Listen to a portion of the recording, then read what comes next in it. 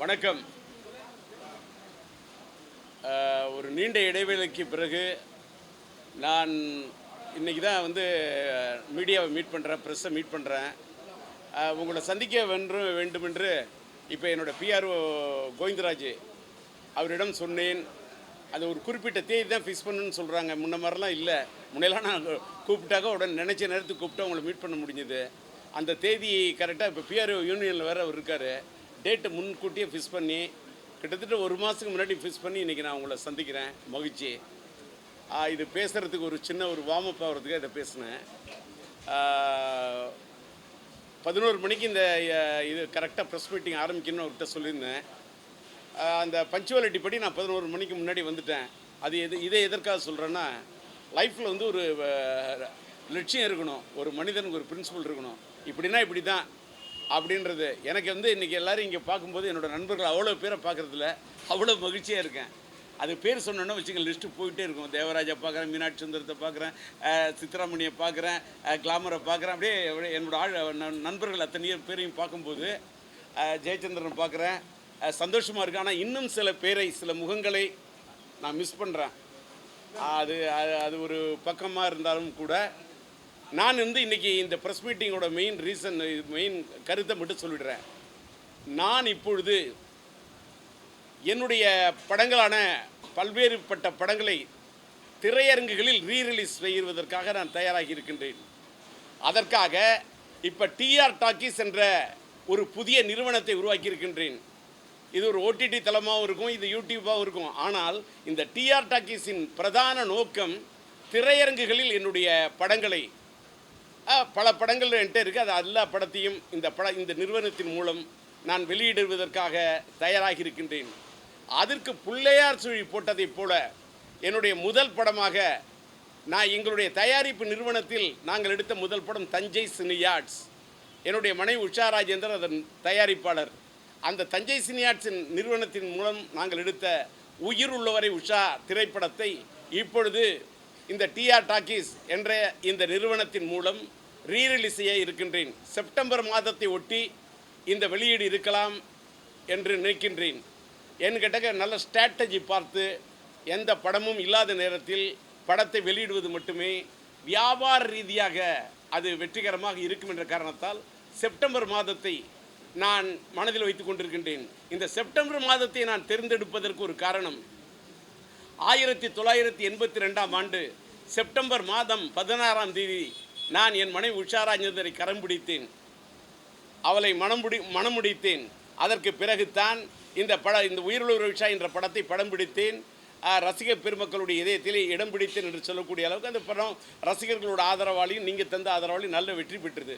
அந்த படத்தை தான் மீண்டும் அதே இந்த செப்டம்பர் மாதத்திலே எல்லாம் வல்ல இறைவனுடைய அருளின் காரணமாக, இறைவனுடைய நாட்டம் இருந்தால் இன்ஷா அல்லாஹ், பிரைஸ் தி லார்ட், அல்லேலூயா, இறைவனுடைய அருள் இருந்தால் நான் இந்த படத்தை செப்டம்பர் மாதம் வெளியிட முயற்சி செய்கின்றேன். என்னுடைய முயற்சிக்கு நீங்கள் உறுதுணையாக இருக்க வேண்டும், கை கொடுக்க வேண்டும் என்பதற்காகத்தான் இந்த ப்ரெஸ் மீட்டிங் இன்றைக்கி நான் சொல்கிறேன். இதில் முதல் படமாக நான் உயிருள்ள விஷ படத்தை வெளியிடுவதற்கு முயற்சியை மேற்கொண்டாலும் இந்த படத்தை நான் ஃபுல்லாக கிட்டத்தட்ட ஒரு 38 நாள் பாடல்களையும் ரெக்கார்டிங்கையும் ஃபுல்லாக ரீஸ்ட்ரக்சர் பண்ணி ஃபுல்லாக இன்றைக்கி இருக்கக்கூடிய மாடர்ன் சவுண்டில் டிஜிட்டலாக என்னென்ன பண்ணுமோ அத்தனையும் பண்ணி, அது மட்டும் இல்லை படத்தை 4K ரெசல்யூஷன் படம் டால்பியில் 5.1 7.1 அந்த அளவுக்கு இன்றைக்கி டோட்டலாக ஒரு நவீன மயத்துடன் இந்த படத்தை உருவாக்கி இருக்கின்றேன். இதற்காக ரொம்ப ஸ்ட்ரெயின் பண்ணி ரொம்ப பாடுபட்டு இதை உருவாக்கியிருக்கிறேன். இந்த படத்தை அதை கொண்டு போய் சேர்க்க வேண்டிய பொறுப்பு உங்களுக்கு இருக்கிறது. என்னை பல கட்டத்தில் எனக்காக இருக்கட்டும், என்னுடைய மகன் சிலம்பரசனாக இருக்கட்டும், எங்களுடைய முயற்சிகளில் எங்களுக்கு உறுதுணையாக இருந்தது, என் குடும்பத்துக்கே உறுதுணையாக இருந்தது. நாங்கள் ஒரு திரைப்பட சினிமா குடும்பம், எங்களுக்கு உறுதுணையாக இருந்தது இந்த மீடியா தான். நீங்கள் இதிலையும் எனக்கு உறுதுணையாக இருக்க வேண்டும். ஃபஸ்ட்டு உயிருள்ள விஷ படத்தை நான் வெளியிடுகிறேன் என்று சொன்னால், இதை தொடர்ந்து மைதிலி என்னை காதலி, ஒரு தலை ராகம், என் தங்கை கல்யாணி, ஒரு தாயின் சபதம், சம்சார சங்கீதம், காதல் அடிவதில்லை, இது நம்மாளு, மோனிஷா மோனலிசா, சொன்னால்தான் காதலா, சரவணா, எங்க வீட்டு வேலன், போன்ற எண்ணற்ற படங்களை இந்த திரையரங்குகளில் ரீரிலீஸ் பண்ணுறதுக்கு தயாராகிட்டேன். அதோட வேலை தான் பிரம்மாண்டமாக பண்ணிக்கிட்டு இருக்கேன். தொடர்ந்து இதை ஒரு பணியாக ஆற்ற வேண்டும் என்பதற்காக நான் இதை செய்திருக்கின்றேன். அது தொடர்ந்து எல்லா படமும் ஒவ்வொரு தருணத்தில் வெளியிடப்படும். இதில் இந்த ரீரிலீஸ் என்பது இன்றைக்கி ஒரு பெரிய ஒரு புதிய சகாப்தத்தை ஏற்படுத்தியிருக்கிறது. புது படங்களுக்கு மத்தியிலே இந்த ரீரிலீஸ் படங்களும் பல படங்கள், உதாரணத்துக்கு நம்முடைய இனிய நண்பர் ஏஎம் ரத்னம் அவர்களுடைய நம்முடைய இளைய தளபதி விஜய் நடித்த கில்லி படம் அந்த ரீரிலீஸில் ஒரு பெரிய சரித்திரத்தை ஏற்படுத்தியிருக்கு. அதே போல் மறந்துவிட்ட நம்முடைய நடிகர் திலகம் ஐயா இது சிவாஜி கணேசன் ஐயா அவர்கள் நடித்த அந்த கர்ணன் படத்தை எங்களுடைய டிஸ்ட்ரிபியூட்டர் என் நண்பர் சொக்கலிங்க தான் வெளியிட்டார். அது ஒரு புதிய சகாப்தத்தை ஏற்படுத்தியது. அதே போல் புரட்சி தலைவர் எம்ஜிஆர் அவர்களுடைய எத்தனையோ படங்களையும் எனக்கு ரீரிலீஸ் பண்ணி பெரிய சகாப்தத்தை ஏற்படுத்தி இருக்கின்றார்கள். இதில் நான் ஒன்று சொல்ல கடமைப்பட்டிருக்கின்றேன். இதில் இந்த திரையரங்கு உரிமையாளர்களின் பங்கு அற்புதமான பங்கு. பழைய படங்கள் என்று சொன்னவுடன் புது படங்களுக்கு மத்தியிலே பழைய படங்களை பார்க்க வேண்டும் என்று சொன்னால் மக்களுக்காக பெரிய காம்ப்ளெக்ஸில் கூட 100 ரூபாய்க்குத்தான் டிக்கெட்டு கொடுக்கின்ற காரணத்தால் நல்ல குடும்பமும் மக்கள் படம் பார்ப்பதற்கு ஒரு வாய்ப்பை ஏற்படுத்தி கொடுத்தார்கள். அதற்காக அது பெரிய காம்ப்ளெக்ஸாக இருந்தாலும் சரி, மால் திரையரங்கமாக இருந்தாலும் சரி, இந்த பழைய ரீரிலீஸ் படங்களுக்கு 100 ரூபாய் அவங்க வாங்கிக்கிட்டு படத்தை அவர்கள் வெளியிடுவது என்பது பாராட்டத்தக்கது. அவர்களுக்கு என்னுடைய மனமார்ந்த பாராட்டை தெரிவித்துக் கொள்கின்றேன். அவர்களுடைய முழு ஒத்துழைப்பையும் இந்த படத்தின் வெளியீட்டின் போது இன்னும் நிறைய படம் விடுறதுக்காக இருக்கேன். அதனால் அவங்களுடைய ஒத்துழைப்பை எதிர்பார்க்கின்றேன். இந்த படத்தை பொறுத்த வரைக்கும் இந்த படத்தில் நளினி தான் அன்றைக்கி கதாநாயகியா. அன்றைக்கி நளினி இந்த படத்தில் நடித்து ஒரு பெரிய ரவுண்டு வந்தாங்க. ஒரு அற்புதமான நடிகை, ஒரு நாட்டியம் தெரிந்தவர், முறைப்படி பரதநாட்டியம் கற்றவர். அவருடைய தந்தையாரே ஒரு பரதநாட்டிய வித்வான். அவருடைய தந்தை மூலமாக அவர் நாட்டியம் கற்ற காரணத்தால் அவருடைய டான்ஸு திறமைக்காக செலக்ட் பண்ணனே தவிர நடிப்பு திறமையும் அற்புதமாக அந்த பெண் கொடுத்த காரணத்தால் அந்த படம் சூப்பர் ஹிட் ஆச்சு. நளினி கதாநாயகன் நடிச்சிருந்தாங்க. அதே மாதிரி என்னுடைய நண்பன், என்னுடைய அண்ணாமலை பல்கலைக்கழகத்தில் என்னோட கூட படித்த ஒரு நண்பன் கங்காவைத்தான் கதாநாயகனாக அறிமுகப்படுத்தினேன்.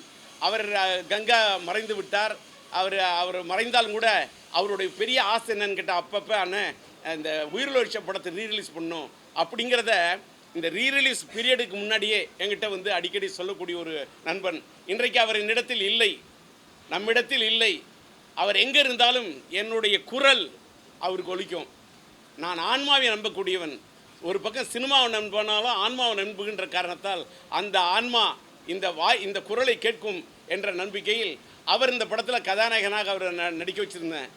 இதை தவிர இந்த படத்தில் என்னுடைய இனிய நண்பர் ஒரு பிரதான வில்லனாக அன்றைக்கு நான் ராதா ரவி, நான் மறைந்துவிட்ட நடிகவேல் எம்ஆர் ராதாவோட பெரிய ரசிகன்.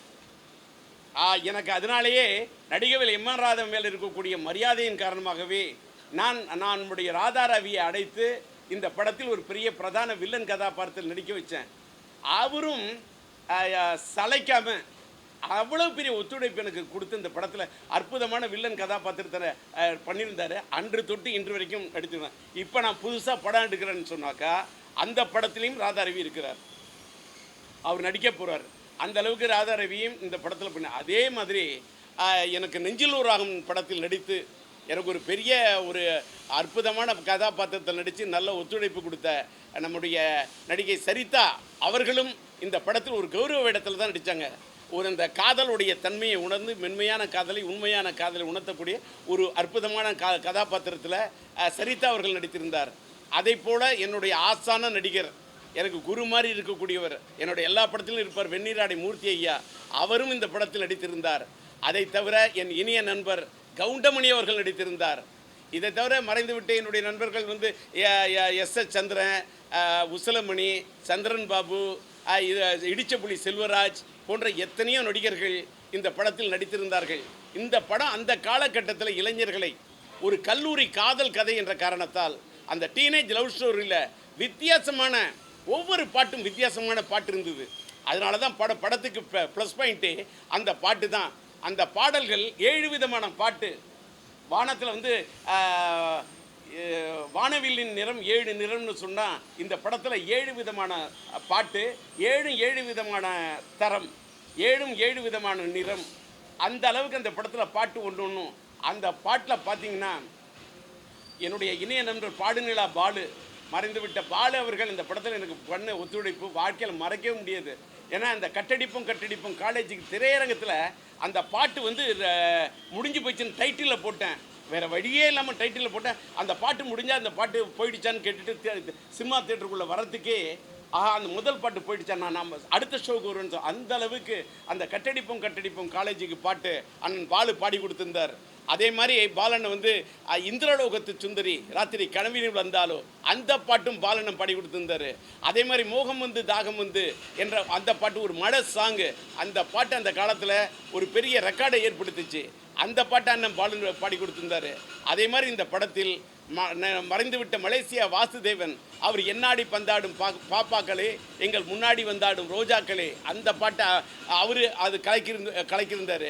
அதே போல் இந்த படத்தில் இன்னொரு பாடல், முக்கியமான பாடல், அதை மறைந்துவிட்ட நம்முடைய சங்கீத சாம்ராட் என்று சொல்லக்கூடிய அண்ணன் டிஎம்எஸ் அவர்கள் இதயமதை கோவில் என்றேன் என்ற பாட்டை அவர் பாடி கொடுத்திருந்தார். அதே போல் இந்த படத்தில் பெரிய ஒரு முக்கியமாக ஒரு பெரிய சிகரம் வைத்தார் போல, வைகைக்கரை காத்தே நில்லு, வஞ்சிதனை பார்த்தா சொல்லு, மன்னன் மனம் வாடுதென்று மங்கைதனை தேடுதென்று, காத்தே பூங்காத்தே என் கண்மணி அவளை கண்டால் காதோறும் போய் சொல்லு என்ற இந்த பாட்டை அண்ணன் ஜேசுதாஸ் அவர்கள் அவர் வந்து அந்த பாட்டுக்கு வந்து ஒரு உயிர் கொடுத்திருந்தார். பாட்டை அவருடைய அந்த குரலால் இழைத்து அப்படியே அந்த பாட்டை வந்து அப்படி இது பண்ணியிருந்தார். அந்த பாடல் அதுவும் அந்த பாட்டு வந்து ஒரு பெரிய சூப்பர் ஹிட் ஆச்சு. படம் ஹிட் ஆகிறதுக்கு அதுவும் ஒரு பெரிய முக்கியமான காரணம். அதே போல் இந்த படத்தில் லேடி வாய்ஸ்ன்னு சொன்னாக்க மோகம் வந்து தாகம் வந்து அந்த பாட்டை எனக்காக அது அந்த பாட்டையும் உன்னைத்தானே அடைப்பேன் என்ற அந்த பாட்டையும் நம்முடைய ஜானகி அம்மாள் அவர்கள் பாடி கொடுத்திருந்தார். அந்த குயில் ஓசைக்கு சொந்தக்காரரான ஜானகி அம்மாள் அந்த பாடலை பாடி கொடுத்திருந்தார். அதே போல் சசிரேகா அவர் ஏலேலம்பரை என்று சொல்லக்கூடிய அந்த பாடலாக இருக்கட்டும், இவர்கள் அத்தனை பேரும் சேர்ந்து இந்த படத்தின் இசையை, நான் என்னதான் ஒரு இசையமைப்பாளர் டியூன் போட்டாலும், என்னதான் ஒரு பாடலாசிரியராக நான் பாடல் வரி எழுதினாலும், அதற்கு உயிர் கொடுத்த இந்த பாடகர்களையும் பாடகிகளையும் இந்த நேரத்தில் நான் மனதார அவர்களை நான் வாழ்த்துகிறேன், அவர்களை பாராட்ட கடமைப்பட்டிருக்கின்றேன். இந்த படத்தின் டிஜிட்டல் இசையை இந்த டோட்டலாக 7 பாட்டுக்கும் 7 விதமான புதிய நவீன டிஜிட்டல் இசையை பண்ணியிருக்கின்ற காரணத்தால் என்னுடைய சொந்த நிறுவனமாகிய டிஆர் டிஜி மியூசிக் என்ற நிறுவனத்தின் மூலம் இந்த படத்தின் பாடல்களை விரைவிலேயே வெளியிட இருக்கின்றேன். அதனுடைய வெளியீட்டு விழாவுக்கும் உங்களை நிச்சயமாக அழைத்து உங்களுடைய ஆதரவை அன்றைக்கு நான் கேட்பேன், திரட்டுவேன் என்ற நம்பிக்கையில் தான் இன்றைக்கி இந்த ப்ரெஸ் மீட்டை உங்கள்கிட்ட சந்தித்தேன்.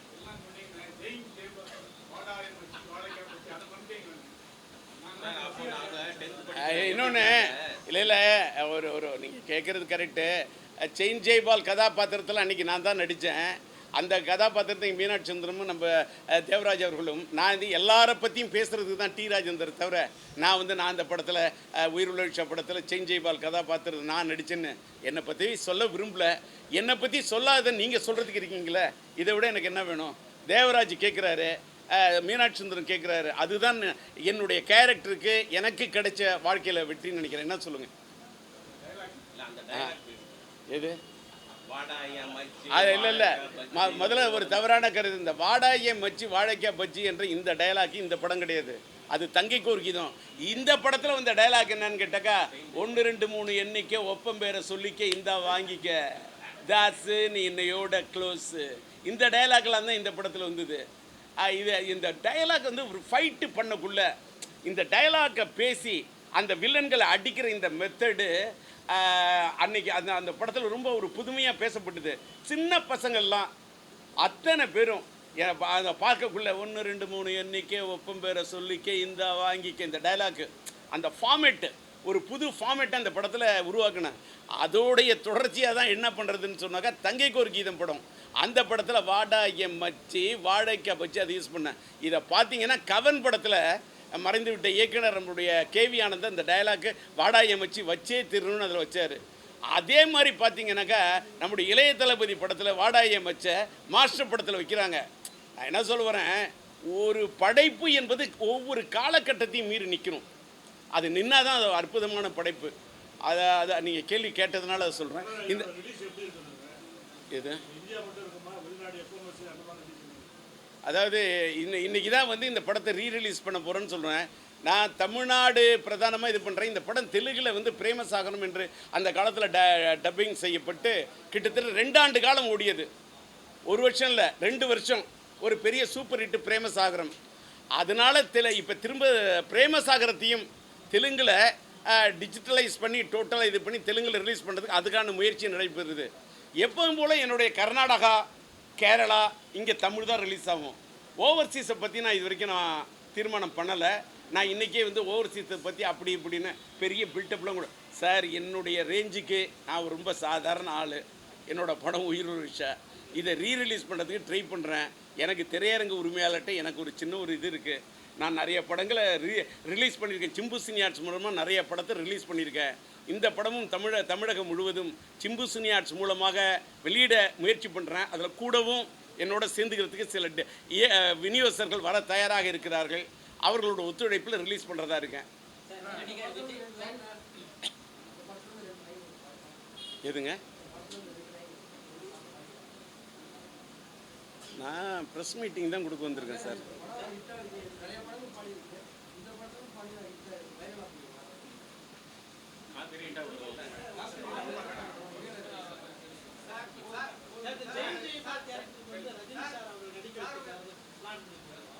இப்போ இவர் கேட்கக்கூடிய கேள்வி வந்து தேனி கண்ணன் நினைக்கிறேன். இருட்டில் இருக்கிறாரு, இருந்தாலும் இந்த கண்ணாடி வச்சு கண்டுபிடிக்கிறேன். அவர் கேட்கக்கூடிய கேள்வி கொஞ்சம் தெளிவாக கேளுங்க, சொல்கிறேன்.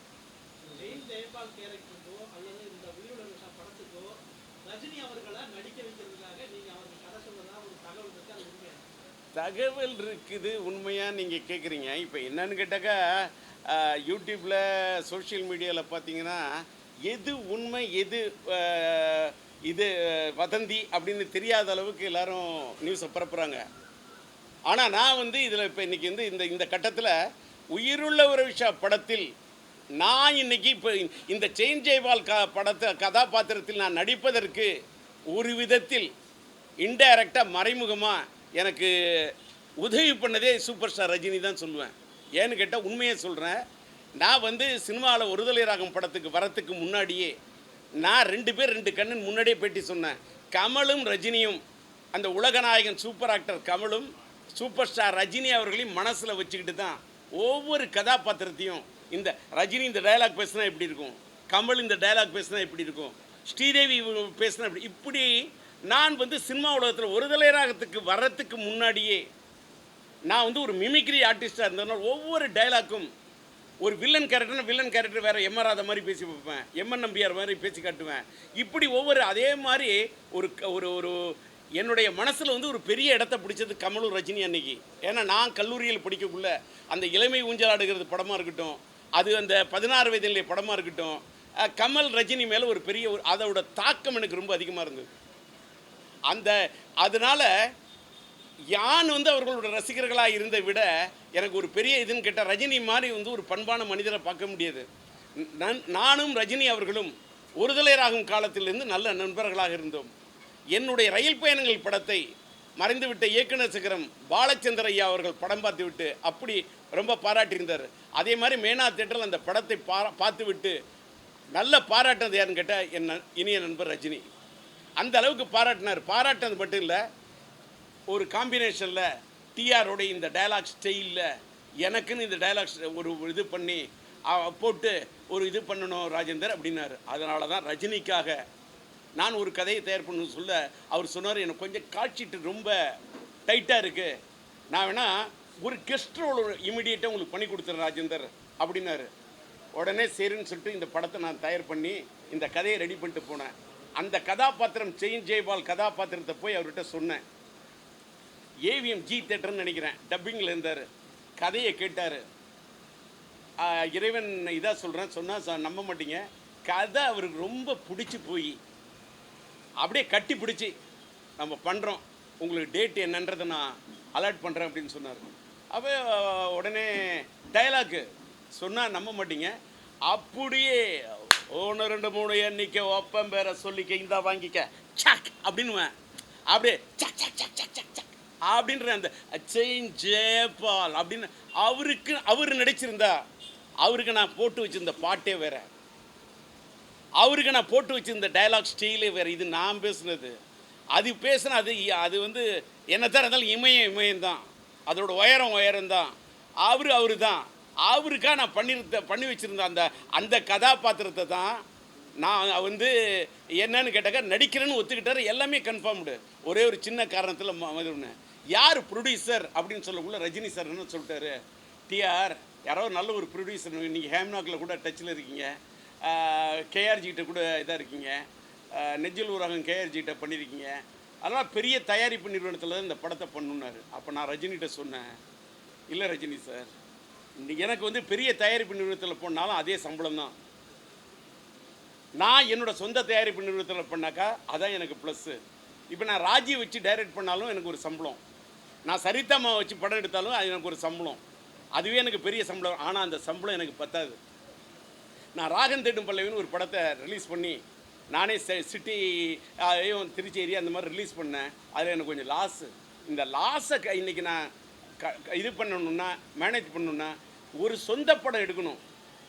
அதுக்கு இந்த படத்தில் இந்த கெஸ்ட் ரோல் தான் உங்களை கேட்குறேன். இந்த ரோல் நீங்கள் சொந்த படத்தில் பண்ணிங்கன்னா பெட்டராக இருக்கும் ரஜினின்னு. அப்போ அதுக்கு ரஜினி சொன்னார், ராஜேந்தர் நீங்கள் என்னோடய பெஸ்ட்டு ஃப்ரெண்டு, நம்மளோட நட்பை இது முறிச்சிடக்கூடாது, நான் பெரிய நிறுவனத்தில் மட்டும்தான் நடிக்கணுன்ற ஒரு கொள்கையை இப்போ மனசில் ஏற்றி வச்சுருக்கேன், என்ன பண்ணலாம் நீங்கள் வழி சொல்லுங்கன்னாரு.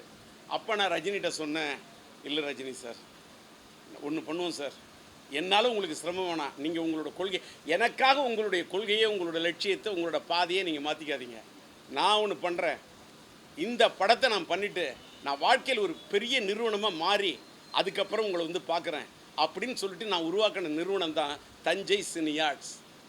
ரஜினி சாருக்காக பண்ணி வச்சுருந்த அந்த கதையை கொஞ்சம் எனக்கு தகுந்த மாதிரி மாற்றம் பண்ணி, அவருக்குன்னா வேற, எனக்குன்னா அது கொஞ்சம் மாற்றம் பண்ணி நான் பண்ண கேரக்டர் தான் செயின் ஜெயபால். பார்த்தீங்களா, ஒரு செயின் ஜெயபால் கதாபாத்திரத்துக்குள்ளே இதுக்குள்ளே அந்த படத்தில் உயிருள்ள விஷயம் ஒரு இது வரும், ஒரு ஸ்டாச்சு ஒன்று வச்சுருப்பேன், இந்த தாடிக்கு பின்னால் ஒரு பெரிய கதையே இருக்குன்னு சொன்னோன்னா அந்த தாடியோட இது அப்படி டேர்ன் பண்ணோம், அதுக்கு பின்னாடி ஒரு பெண் வருவா. இந்த அளவுக்கு ஒவ்வொன்றையும் ரசித்து நான் அந்த படத்தில் பண்ணியிருப்பேன். அதே மாதிரி இந்த செயின் ஜெயபால் கேரக்டருக்குள்ளே இதுக்கு பின்னாடி ஒரு பெரிய கதையே இருக்குங்கிறத இன்றைக்கி தான் இவ்வளோ ப்ரெஸ்ஸுக்கு முன்னாடி நான் சொல்லிட்டேன். இதுதான் உண்மை.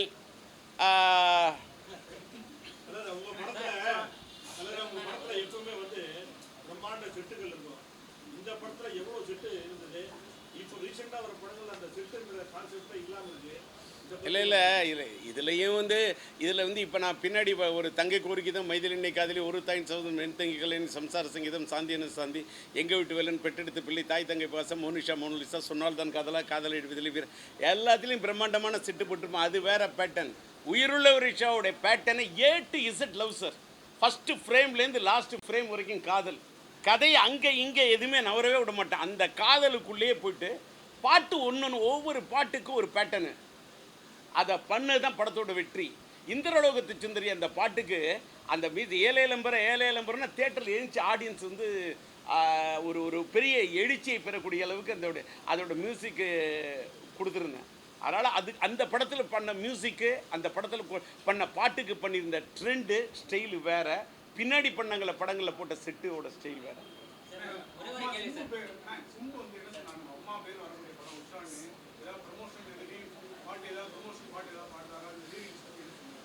இல்லை அவங்க அதாவது சிம்பு சாரை பற்றி இந்த கேள்வியோடு நிறுத்திங்க.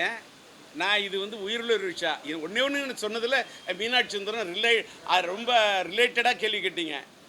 சிம்பு பிறக்கிறதுக்கு முன்னாடியே நான் எடுத்த படம் தான் உயிருள்ள ஒரு விஷயம். 1982 செப்டம்பர் 16 மனைவியை திருமணம் பண்ணேன். 1983 மார்ச் மாதம் 4 படத்தை ரிலீஸ் பண்ணேன். என்னுடைய மனைவியை நான் உயிருள்ள விஷயான்னு கரம் பிடித்ததுக்கு பின்ன படம் ஒரு மனைவி அமைவதெல்லாம் இறைவன் கொடுத்த வரம்னா, ஒவ்வொரு ஆண்மகனுக்கும் அவனோட கல்யாணத்துக்கு பிறகு ஒரு பெரிய ஒரு தூக்கும். சில பேருக்கு தூக்கிடுது, சில பேருக்கு துரதிருஷ்டவசமாக இதாகிடுது. ஆனால் இறைவனுடைய அருளால் என் மனைவி நான் திருமணம் பண்ண பிறகு அந்த படம் எனக்கு ஒரு பெரிய சூப்பர் ஹிட்டை கொடுத்து, நான் இவ்வளவு பெரிய இத்தனை படங்களை சொந்த தயாரிப்பில் இவ்வளவு படம் என்னால் எடுக்க முடிய அளவுக்கு இருந்ததுன்னா என் மனைவி தான் தயாரிப்பாளராக என் உடன் இருந்து அவ்வளோ இது பண்ணாங்க. அதற்கு பிறகு தான் சிம்பு பிறந்தார். அவரு தான் அப்போ ஃபஸ்ட்டு ரிலீஸ் உயிரில் ஒரு பண்ணுங்க. ஏன்னு கேட்டால் இப்போ நான் ஒருதலை ராகம் படத்தை கூட பண்ணணும்னு முடிவு பண்ணேன். மைதிலி ஒருதலை ராகம் படத்துடைய தயாரிப்பாளர் இஎம் இப்ராஹிம். ஆனால் அந்த படத்தின் நெகட்டிவ் ரைட்டை நான் வந்து சிம்பு சினியாட்ஸின் சார்பாக நான் வாங்கிட்டேன். ஒருதலை ராகமும் என்னுடைய முதல் படம் அதான். அதையும் இந்த காலகட்டத்தில் இன்றைக்கி இருக்கக்கூடிய இந்த ஆடியன்ஸுக்கிட்ட கொண்டு போய் சேர்க்கணும்னு முயற்சி பண்ணுறேன். அதனால் உயிரிழு ரிக்ஷா படத்தை ரிலீஸ் பண்ணணுன்னு ஐடியா கொடுத்தே சிம்பு. அவருக்கு இந்த படத்தில் வரக்கூடிய இந்த கட்டடிப்போம் காலேஜுக்கு அந்த பாட்டு ரொம்ப பிடிக்கும். அந்த பாட்டை வந்து என்னாசை மைதிலிய படத்தை வந்து அதை அவர் வந்து மைதிலியோட பாட்டை வந்து மன்மதன் படத்தில் ரீமிக்ஸ் பண்ணியிருப்பார். அம்மாடி ஆத்தாடியாக அவங்க அப்பாவுக்கு வந்து வல்ல என்னை வந்து பாட விட்டுருப்பார். அதே மாதிரி கலாசாலே என்னை பாட வச்சுருப்பார். அவருக்கு என்னோடய பாடல்கள் செல்லதில் ஒவ்வொரு இது இருக்குண்ட. அதில் அவருடைய ரொம்ப நாள் ஆசை இந்த கட்டடிப்போம் காலேஜுக்கு பாட்டை நீங்கள் வந்து ரீமிக்ஸ் பண்ணணுப்பான்னு சொல்லிட்டு இருந்தார். அவருடைய ஆசைக்காக தான் இந்த பாட்டை ரீமிக்ஸ் பண்ணியிருக்கேன். சார், இப்போ 2வது பாகங்கள் வந்து கலாச்சாரம் வந்து பெருகி வந்து நிறைய படங்கள் ஹிட் ஆகுது. உங்கள் படத்தை வந்துட்டு 2வது பாகம் உருவாக்கணும்னா என்ன படத்தை உருவாக்கணும்? இல்லை, உயிரிழு ரிக்ஷா படத்தை 2வது பாகம் பண்ணாலும் எனக்கு ஒரு ஐடியா இருக்குது. ஏன்னு கேட்டாக்கா இன்றைக்கி வந்து ட்ரெண்டு என்னன்னு கேட்டாக்கா யங்ஸ்டர்ஸ் தேட்டருக்கு வரணும் சார். இளைஞர்களை அவங்கள டார்கெட் பண்ணி இன்றைக்கி 2K கிட்ஸ் அவங்களோட மனநிலையே வேறு. அதுக்கு தகுந்த மாதிரி எல்லாத்துக்கும் மேலே இன்றைக்கி சினிமாவில் ஒரு புது ட்ரெண்டு. அது கரெக்டாக என்னன்னு எனக்கு சொல்ல தெரியல. மீண்டும் கொஞ்சம் குடும்பப்பாங்கான விஷயங்கள் இருந்தாலும் திரையரங்குகளுக்கு மக்கள் வரக்கூடிய ஒரு சூழ்நிலை உருவாகி இருப்பதாக நான் யூகிக்கிறேன். இந்த இது வரணும். ஆனால் இப்போவும் சொல்கிறேன், சினிமாவுக்கு 200 ரூபா மாலில் வந்து டிக்கெட் ரேட்டு இருந்தாக்கா படம் பார்க்கக்கூடிய ஆடியன்ஸுக்கு கஷ்டம். இது என்னுடைய தனிப்பட்ட கருத்து. ஒரு அது பாப்கார்னுக்கு அவ்வளோ ரூபா, இதுக்கு அவ்வளோ ரூபா, இதெல்லாம் சொன்னாக்கா ஒரு படம் பார்க்கணும். ஒரு ஏழை எளிய மக்கள் தேட்டருக்கு என்னுடைய காலத்தில் நான் இவ்வளோ பெரிய ஆளானது காரணமே என் படம்லாம் குடும்பமாக எல்லாரும் வந்து படம் பார்த்தாங்க. ஊர்லெல்லாம் கிராமத்தெல்லாம் வண்டி கட்டிட்டு அதில் கட்டிட்டு அப்படிலாம் வந்து படம் பார்த்தாங்க. தங்கை கோர்க்கிதம் எல்லாம் அந்த காலகட்டம் இன்னைக்கு இல்லை. திரும்ப இல்லை எல்லாமே. ஆமாம், அன்றைக்கி சாதாரண ஃபோனில் பேசணும், இன்றைக்கி செல்ஃபோனில் பேசுகிறோம், ஐஃபோனில் பேசுகிறோம், ஸ்மார்ட் ஃபோனில் பேசுகிறோம். இன்றைக்கி வாட்ஸ்அப் காலமாக இருக்குது. அது திரும்ப வருமானா மக்கள் எதை எப்போ எப்படி இது பண்ணுவாங்கன்னு தெரியாது. இது திரையரங்கு உரிமையாளர்களே இந்த பெரிய படங்கள், நான் பெரிய பெரிய ஸ்டார் படங்களுக்கு ஒரு ரேட் இருக்கிறதுல எனக்கு மாறுபட்ட கருத்தே இல்லை. அதோட பட்ஜெட்டு வேறு. சாதாரண படங்களுக்கு பட்ஜெட்டு சப்ஜெக்டை மட்டுமே நம்பி எடுக்கக்கூடிய படங்களுக்கு, இந்த பழைய படங்களுக்கு 100 ரூபா டிக்கெட் விற்கிற மாதிரி இந்த சின்ன பட்ஜெட் படங்களுக்கு ஒரு முன்னுரிமையை திரையரங்கு உரிமையாளர் கொடுக்க வேண்டும் என்பது என் கோரிக்கை. ஒரு வேளை அதே மாதிரி கொடுத்தாங்கன்னா திரும்ப சினிமாவுக்கு ஒரு பொற்காலம் வரும்.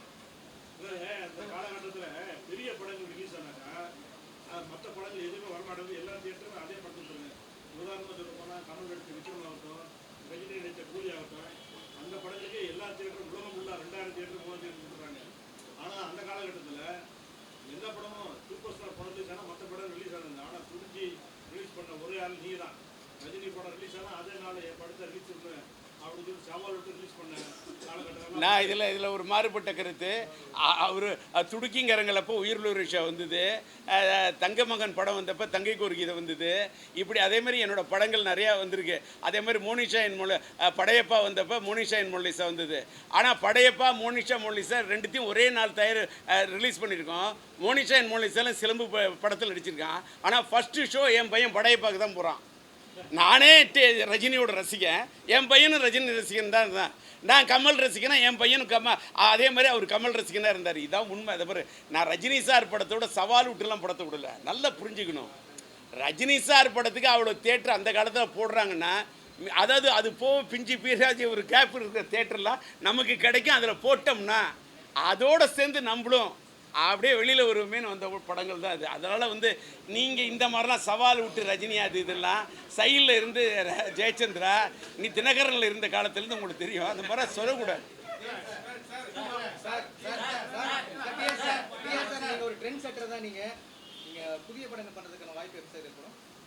புதிய படம் பண்ணுறதுக்கான முயற்சியை நான் பண்ணிக்கிட்டு இருக்கேன். அதுக்கான ஏற்பாடு 3 வருடமாக பிரம்மாண்டமான செட்டுகளை நான் என்னுடைய டிஆர் கார்டில் டிஆர் சிம்பு கார்டில் செட்டு பிரம்மாண்டமாக போட்டுக்கிட்டு இருக்கேன்.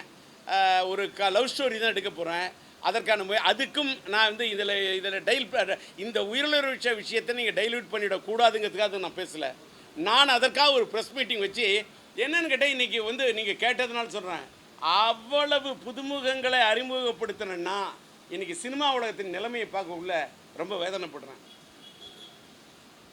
காமெடி நடிகர்களுக்கு இந்த பஞ்சமா? ஏன் இந்த நிலைமை? எனக்கு உயிரிழந்த படத்தில் பார்த்தீங்கன்னா சாதாரண ஒரு சம்பளத்துக்கு தான் அண்ணன் கவுண்டமணி நடிச்சிருப்பார், எஸ்எஸ் சங்கர் நடிச்சிருப்பார். என் படங்கள் நான் இடிச்ச புலி செல்வராஜை பயன்படுத்துகிறவங்க யாரும் பண்ணியிருக்க மாட்டாங்க. இந்த படத்தில் குண்டு மனோகர் நடிச்சிருப்பார், இந்த படத்தில் வந்து வெந்நீராடி மூர்த்தி நடிச்சிருப்பார். இப்போ என்னோட பிரதான நோக்கமே நான் வந்து ஒரு 4 கதாநாயகி அறிமுகப்படுத்துகிறேன் சார். நான் புதுசாக எடுக்கிற படம் எடுத்தால் எடுப்பதற்கு முயற்சி செய்கின்றேன். இறைவன் அருள் இருந்தால், இறைவன் நாட்டம் இருந்தால் படம் எடுப்பேன். எடுத்தால் புதுமுகங்கள். ஆனால் செட்டு பிரம்மாண்டமான செட்டு. அது மட்டும் இல்லை, டோட்டலாக ஒரு கிரீன்மேன் ஸ்டுடியோ இது பண்ணி டோட்டலாக ஏஐயில் chat with GPT modern technology miss பண்ணி பிரம்மாண்டமான படம் எடுக்கிறதுக்கு முயற்சி பண்ணுறேன். இதில் புது புது காமெடியன்களை உருவாக்குறேன். Total love story, youth love story புதியவர்களுக்கு அறிமுகப்படுத்துறதுக்கு முயற்சி பண்ணுறேன். அதற்கான ஏற்பாடை பண்ணணும்னு நான் கோவிந்தராஜிட்ட சொல்லிட்டேன். அவர் நிறைய படத்துக்கு பிஆர்ஓ இருக்கிறாரு, அவர் சரியாக அந்த வேலையை பார்த்துட்டு இருக்காரு. இருந்தாலும் அதனால் புதுமுகங்களை வச்சு இந்த படம் எடுக்க போகிறோம். அவர் இடையில இந்த கேள்வி கேட்டார். இந்த உயிரிழந்த படத்தை டைல்யூட் பண்ணாமல் இருக்கிறதுக்கு இதோட முடிச்சுக்கு.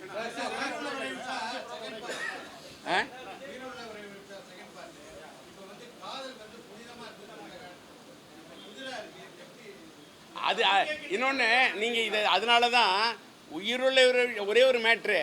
இன்றைக்கி நீங்கள் இந்த கேள்வி கேட்குறான்னு சொல்ல, இந்த விஷயத்தை அன்னைக்கு காதல் புனிதமாக இருந்தது, அன்னைக்கு காதல் முக்கியத்துவமாக இருந்தது, அன்னைக்கு காதல் அழுத்தமான காதல். இன்றைக்கி இருக்கக்கூடிய காதல் வேறு. இது ஃபாஸ்ட் ஃபுட்டு காலம். இது காதல் இன்னைக்கு fast love, false love, fake love அப்படி போயிட்டுருக்கு. ஆனால் இந்த கம்பேரிசனை தான் நான் படம் எடுக்கிறேன். நீங்கள் இப்படி சொல்கிறதுனால உண்மையான காதலை நாட்டில் இல்லாமல் போயிடாது, பர்சன்டேஜ் கம்மியாக இருக்கலாம். இன்றைக்கும் தன்னுடைய காதலுக்காக உயிரை விடக்கூடிய பொண்ணு இருக்க, இன்றைக்கும் தன்னுடைய காதலுக்காக உயிரை விடக்கூடிய பையன் இருக்கானே. காதலுக்காக உயிரை விடக்கூடிய பையன் இருக்கான், பொண்ணு இருக்கான். அதனால தான் உயிருக்கு நிகரானது, உயிரை தாண்டது காதல். அப்படிங்கிறனால தான் உயிர் உள்ள ஒரு விஷயம்னு படம் எடுத்தேன்.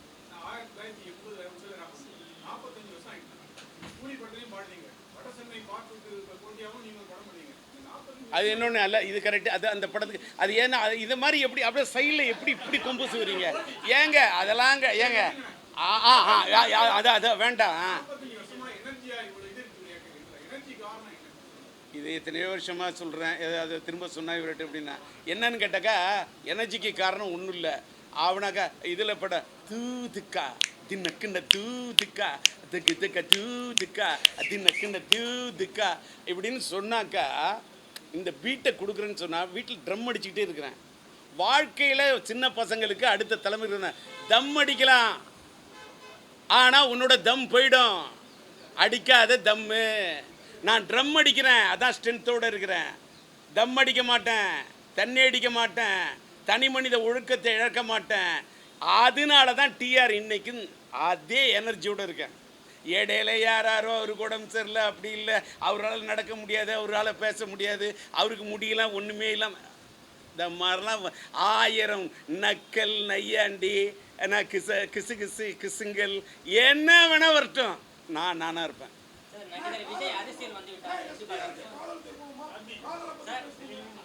இன்னொன்று, இவ்வளவையும் எடுத்துட்டு யாராருக்கு என்னென்ன வேணுமோ அதான் போட போகிறீங்க. அதுக்காக இஷ்டத்துக்கு வேற ப்ரெஸ் மீட்டிங்கில் போனால் நீங்கள் என்ன கேள்வி கேட்குறீங்கன்னு பார்க்குறேன். அல்ல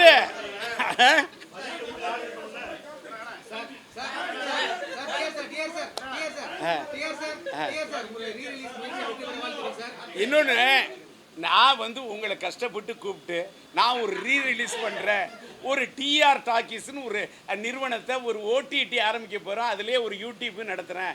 டிஆர் டாக்கீஸ்ன்ற படம் இது மூலமாக கிட்டத்தட்ட ஒரு 10-12 படத்தை ரீரிலீஸ் பண்ண போகிறேன். இதுதான் என்னுடைய டார்கெட்டு. அதுக்காக தான் உங்களை கூப்பிட்டேன்.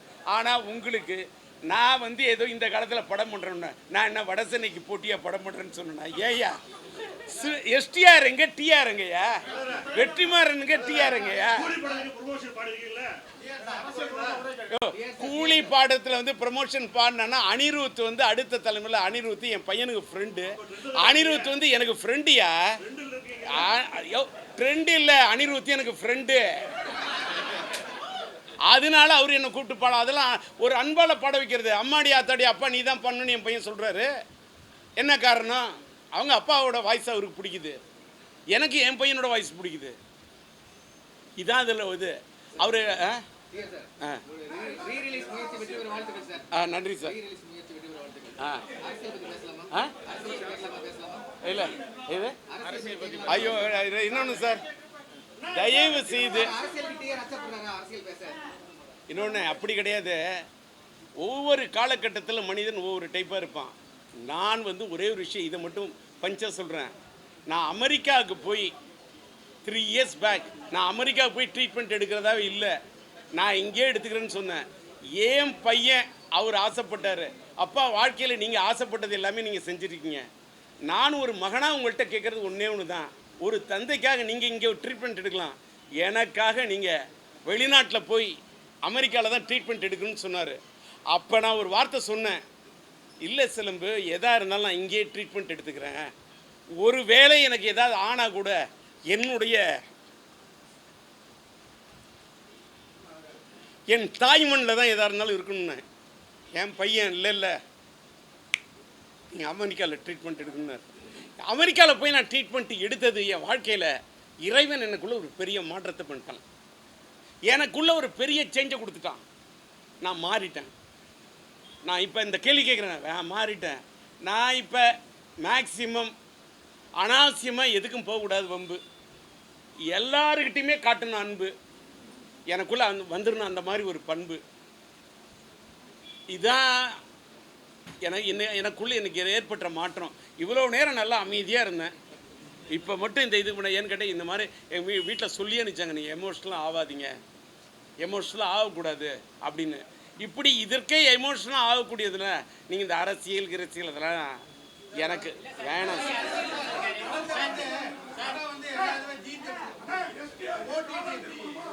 என்னண்ணே?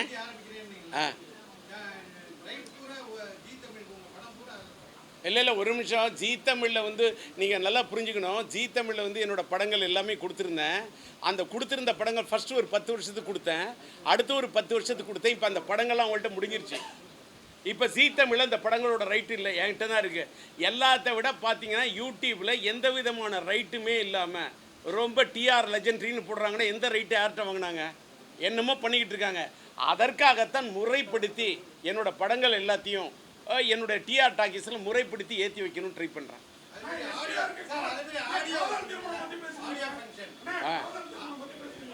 எதுண்ணே? என்ன என்ன இன்னொன்று, நான் உயிருள்ள படத்தில் கங்காவும் நளினியும் காதலிச்சு திருமணம் பண்ணுற மாதிரி படத்தை இது பண்ணுற, அவர்களுடைய காதலை இணைத்து வைப்பதற்காக முற்பட்டு அதற்காக தான் செயின் ஜெய்வால் தன் உயிரையே கொடுக்கக்கூடிய கதாபாத்திரத்தை நடித்தேன். அதோடு நிறுத்திக்கணும். ஏன்னா இந்த திருமணத்தை பற்றி தான் அவ்வளோ இதோடு நிறுத்திக்கணும். ஏங்க ஒன்று அடுத்தது அது எப்படி அன்னைக்கு கொடுத்தது வந்து இப்போ உதாரணத்துக்கு இந்த படத்தோட ஆடியோ ரைட்டு அந்த காலத்தில் வெறும் ராயல்ட்டிக்கு பேஸில் கொடுத்தது, ஏவிஎம் கொடுத்தோம். 10 பைசா ராயல்ட்டி கொடுக்கல படத்துக்கு, வெறும் 10 பைசா ராயல்ட்டி கொடுக்கல. அது அன்னைக்கு இருந்தது மோனோ காலம், கேசட்டுக்கு தான் கொடுத்தது. இன்னைக்கு டிஜிட்டல், டோட்டல் டிஜிட்டல். இன்னைக்கு இந்த படமாக இருக்கட்டும், மைதிலி என்னக்கா, அதுக்கெல்லாம் என்னுடைய உரிமைக்கு நான் இத்தனை நாள் எதுக்கு நான் ஃபைட் பண்ணல, இனிமேல் என் உரிமைக்கு நான் ஃபைட் பண்ணுவேன்.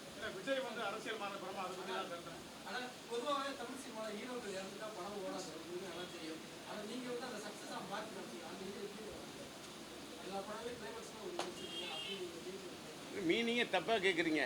படத்தின் கதாநாயகன் எது அப்படின்னா, அதாவது நான் நிறைய படத்தில் இறந்த மாதிரி நடிச்சிருப்பேன்.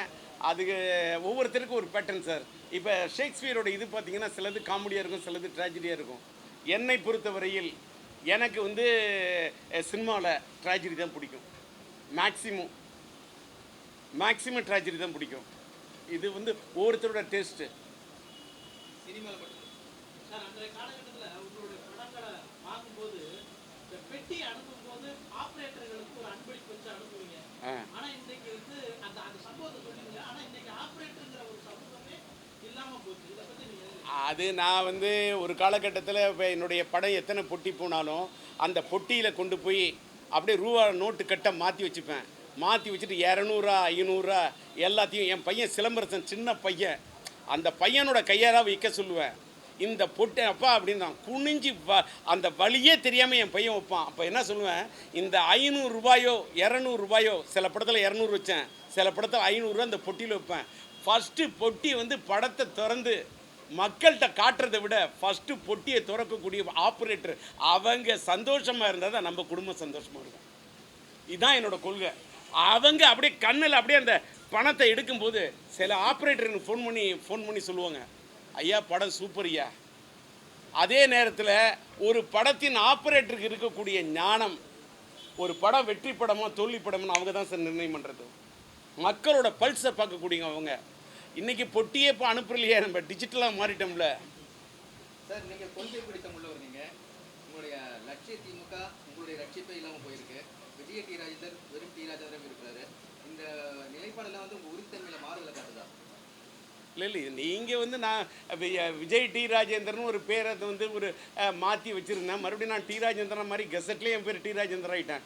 ஒரு ஆள் உங்களை மாதிரி ஒருத்தவங்க கேள்வி கேட்டாங்க, விஜய் டி ராஜேந்தர் தான் இருந்தால் ஜெயிக்க முடியுமா டி ராஜேந்திரா? இல்லை எனக்கு விஜய் டி ராஜேந்தர் வேணாம், டி ராஜேந்தர் போட்டுவிட்டேன். நான் வந்து ஒரு கேரக்டரைசேஷன், நான் இப்படி தான் இருப்பேன்னா இப்படி தான் இருப்பேன். எனக்கு லட்சிய திமுக வேணும்னா அன்றைக்கி எனக்கு லட்சிய திமுக தேவைப்பட்டது வச்சுக்கிட்டேன். ஏன் வச்சுக்கிட்டேன்னு கேட்டாக்கா, நான் முன்னாள் திமுக காரனாக இருந்தேன். நான் வெளியில் வந்த பிறகு நான் அந்த கட்சிக்கு போனேன் இந்த கட்சிக்கு போனேன்னு எனக்கு பேர் வரக்கூடாது.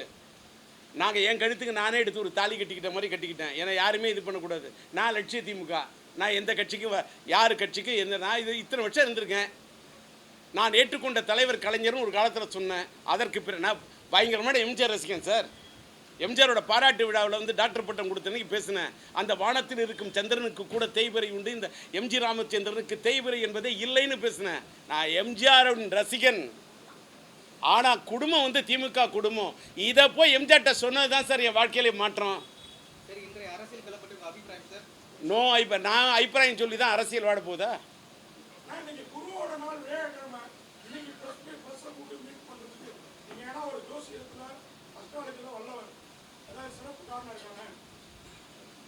இது அதாவது நண்ப தேவராஜெல்லாம் சிரிக்க ஆரம்பிச்சிட்டாரு. அதாவது இதோட முடிச்சு இது பாரு, நீ கேட்ட கேள்வி எல்லாத்துக்குமே பதில் சொல்லிட்ட. இன்னொன்று ஒரு விஷயம், எனக்கு ஜோசியத்தில் நம்பிக்கை உண்டான்னு கேட்டால் இருக்கு. கால நேரம்லாம் பார்த்து தான் எதுவுமே செய்யணும் இருக்கு. இன்னைக்கு பார்த்தாக்க வியாழக்கிழமை குருவோட நாள், குரு பார்க்க கோடி குற்றம் நீங்கும். இன்றைக்கி அதெல்லாம் பார்த்துட்டு இன்றைக்கி அது மட்டும் இல்லை, இன்றைக்கி தான் நான் நாள் பார்த்து பிஆர்ஓ அசோசியேட் தேதி சொல்லி வச்சேன். இப்போ செப்டம்பர் மாதம் இந்த படம் ரிலீஸ் ஆனால் பெட்டராக இருக்கும்னு நினைக்கிறேன். நம்ம என்ன தான் நினச்சாலும் everything is prewritten, nothing is rewritten. எல்லாமே கடவுள் முன்கூட்டியே எழுதிட்டார். அதை நம்மளால் மாற்றி எழுதவே முடியாது.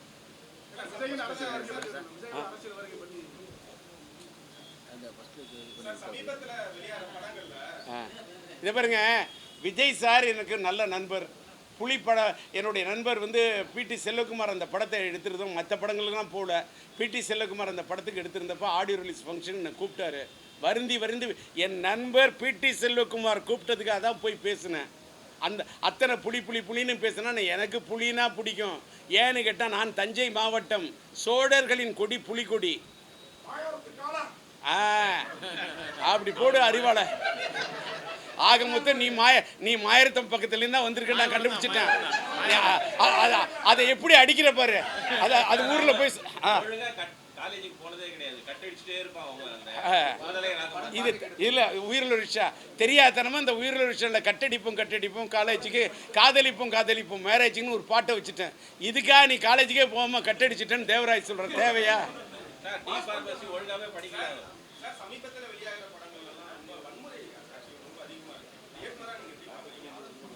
ஒன்று சார், இது நிறைய இது எல்லாம் எதை சார் போட போகிறீங்க கண்டென்ட்டு?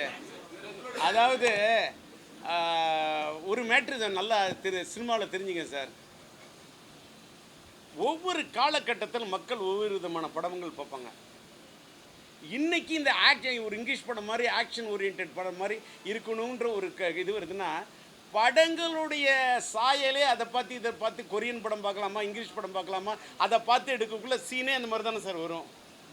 ரீசன் இதுதான். எங்களோட காலகட்டத்தில் நானாக இருக்கட்டும், இயக்குனர் பாரதி ராஜாவாக இருக்கட்டும், பாக்கியராஜா இருக்கட்டும், ஆர் சுந்தரராஜனாக இருக்கட்டும், எங்களோட காலகட்டத்தில் வந்து நாங்களாம் படம் பண்ணுனா ஃபேமிலி ட்ராமா அப்படி இப்படி இன்றைக்கி அதில் இருக்கக்கூடிய யதார்த்தமான விஷயங்களை வச்சு இன்றைக்கி கதை பண்ணோம். இன்றைக்கி ட்ரெண்ட் அது ஒரு ட்ரெண்டு, அது ஒரு காலம். அதே தான் சினிமா பண்ணணும்லாம் சட்டம் கிடையாது. ஜெகன்மோகினின்னு ஒரு படம் ஓடணும். ஜெயமாலினி அம்மா அந்த படத்தில் நடித்தாங்க. இந்தியாவே அந்த அம்மாவை கொண்டாடுது ஜெகன்மோகினி. அதுக்கு பிறகு எத்தனை பேர் இதை நீங்கள் பல மோகினி எடுக்கலாம், ஆனால் வாழ்க்கையில் வருமா ஒரே ஒரு ஜெகன்மோகினி? வராது. ஒவ்வொரு காலகட்டத்தில் ஒரு படம் ஓடும். அதற்காக அதே மாதிரி படம் தான் எல்லா படம் ஓடுலாம் கணக்கே போடாதீங்க. சினிமா பார்த்து சினிமா படம் எடுக்கிறவங்க இயக்குனர்கள் சார், அவர்களோட ரசனையை தாண்டி காசு கொடுத்து படம் பார்க்கக்கூடிய ஜனங்க தான் சார் எஜமானர்கள்.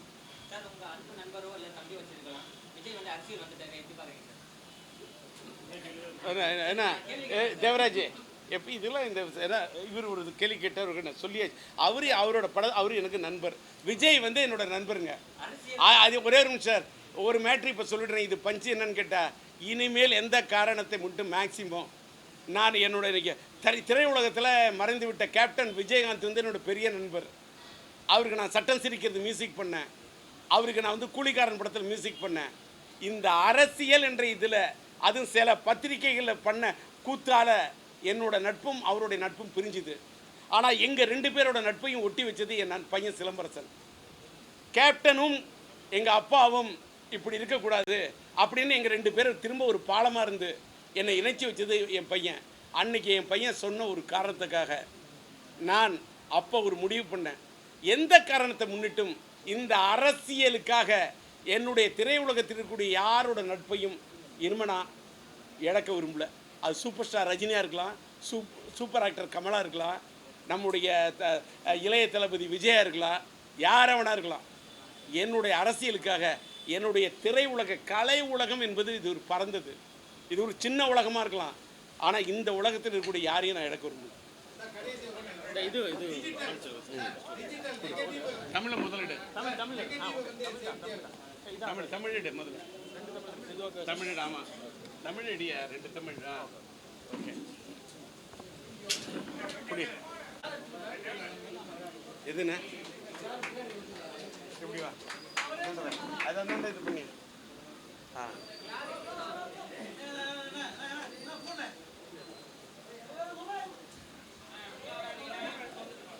எடுத்துட்டீங்களாண்ணே?